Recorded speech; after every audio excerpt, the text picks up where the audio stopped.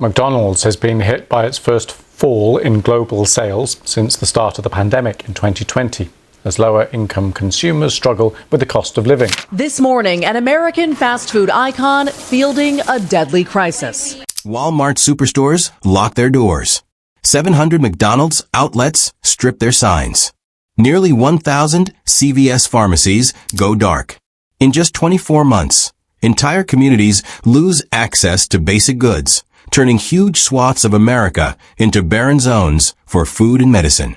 From the flat plains of Texas to Ohio's rolling hills, people now drive over 60 kilometers for a carton of milk, while the sick scramble for pharmacies that close before dusk. Towns once built around Walmart stand empty and hollow. The dollar menu burger stand is now just a torn billboard.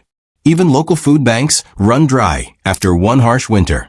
America once called itself a shopper's paradise. But when groceries, medicine, and cheap meals all vanish at once, rural families feel abandoned by the American dream.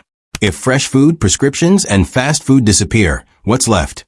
Big cities like New York stay bright, but the countryside sinks under inflation and rising tariffs. In Dunwee, Georgia, a giant for lease sign hangs from the bare steel skeleton of a shuttered Walmart supercenter.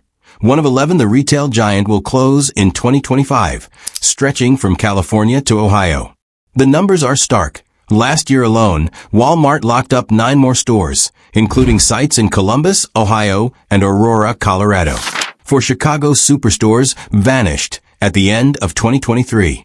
In just 2.5 years, nearly 30 24-hour megastores have become weed-choked parking lots. And the fallout runs deeper than lost aisles.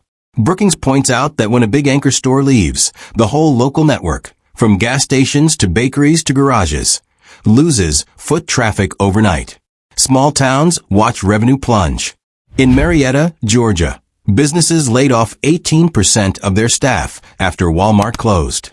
The local pastor says Sunday donations dropped by half, forcing him to cancel free lunches for the needy. For many towns with just one highway, Walmart was the last lifeline. Now gone. The result, food deserts. The USDA estimates nearly 19 million Americans already live in poor counties more than 10 kilometers from a supermarket, or more than 1 kilometer in cities. When Walmart, often the only fresh produce outlet, shuts down, the only option left is the corner shop selling stale cans. In Scioto County, Ohio, type 2 diabetes cases jumped 14% in the year after its supercenter closed. Local doctors see patients living on instant noodles day after day. Food is only half the crisis. CVS is entering its final year of closing 900 stores nationwide, while Walgreens plans to shutter another 1,200. Since 2019, the U.S. has lost over 7,000 drugstores, mostly in low-income areas.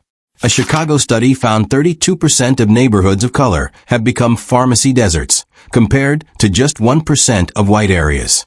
When blood pressure pills require a 50 kilometers drive, expired tablets gather dust in kitchen cupboards. Walmart's own last-ditch effort failed too. Last April, it shut all 51 Walmart health centers and its telehealth service, calling it unsustainable. Instead of filling medical gaps, it left even bigger ones, forcing patients to skip meds or borrow gas money just to reach the next town over. A few lawmakers push for tax breaks to keep big box stores open. But with an operating margin under 3%, Walmart needs only a single-week quarter to pull out. The result, a town built around one store turns into a ghost overnight. When the last steel shutter comes down, the empty shelves are just the surface. The real loss is the community's trust. Neighbors ask each other, without a supermarket, a pharmacy, or even fast food, can this still be called the American dream, or just a ghost of it? While the golden arches go dark in small towns, McDonald's lights up Times Square. The company just opened its world's most advanced flagship in Manhattan and a triple-lane drive-through in Dubai. But behind the city glow is a quiet retreat. Since 2012, McDonald's has shut more than 650 in-store counters inside Walmart, leaving fewer than 150. Nearly 80% of these once common fast food stops in discount stores are gone, mostly in rural counties where average incomes sit below $45,000. The familiar ritual, gas up, grab a Big Mac, has become an empty shell, waiting for a Domino's or a local bakery to fill the gap. The discount gap keeps growing. Dollar Tree, once famous for its everything for $1 promise, plans to close up to 600 Family Dollar stores in 2024 and another 370 by 2027, nearly 1,000 in all. At the same time, it's quietly raising its price cap from $1.25 to $1.50, while warning that profits could drop 50% as new tariffs drive up import costs. The last $1 lifeline for low-income shoppers is leaking just as inflation and tariffs hit harder. In fast casual dining, Applebee's has closed over 300 restaurants since 2017 to drop losing locations and push more money into delivery apps. Small towns lose their weekend date spot and often their biggest part-time employer after the local high school. For every sign that goes dark in the suburbs, another LED sign lights up in a wealthier zip code.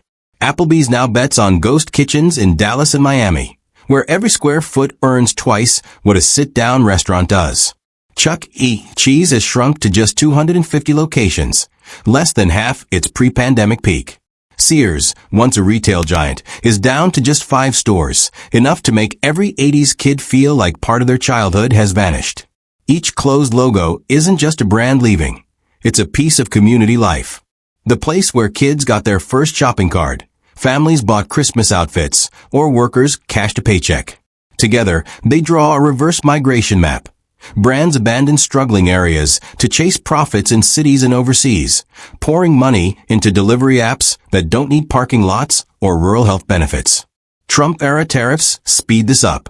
Higher prices for imported steel, aluminum, and beef push chains to close low-traffic stores, raise menu prices, then promote delivery apps as the smarter choice instead of a 30-kilometers drive. The fallout hits low-income residents first, losing jobs, diners, and even a place to gather.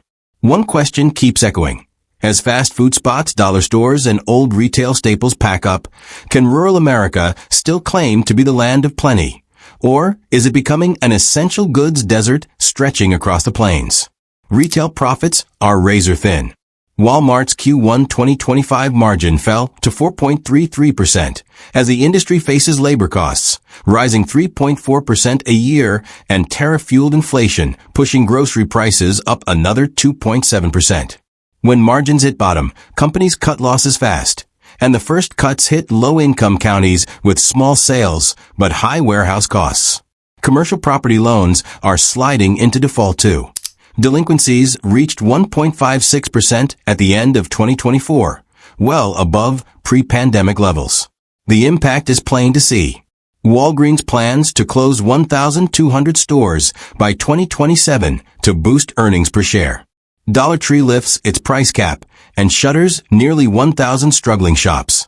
Each shuttered store costs rural towns not just a part-time job, but often their only affordable source of prescriptions for miles around.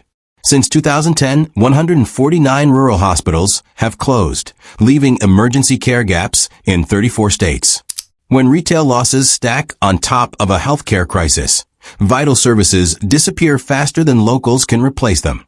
More shoppers are going online, but not everyone can keep up. E-commerce now accounts for 15.9% of U.S. retail sales, double what it was 10 years ago. Yet 28% of rural Americans still lack broadband, and those who have it often pay far more than city dwellers. So while Amazon Prime offers 4-hour grocery delivery in Manhattan, a homemaker in Kansas might have to catch the only bus in town to reach a bulk store. The digital divide makes online shopping an urban perk, pushing rural communities further behind.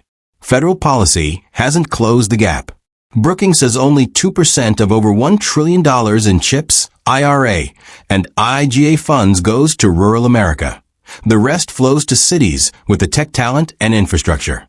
Opportunity zones steer most investment into big metros too. The result, two Americas drifting apart. One a booming tech hub, the other a shuttered strip mall where a superstore once stood. Abandoned stores raise petty crime. Case Western Reserve found crime jumps 19% near zombie real estate. Young people leave, hospitals struggle, and ER waits often end with transfers 100 kilometers away. The damage isn't just economic, it's personal. When For-Lease signs paper over Main Street, trust erodes. Tariffs, closures, and layoffs widen the divide, turning the rural American dream into a memory. When jobs and services vanish, so does community trust. A tough question now hangs over Washington.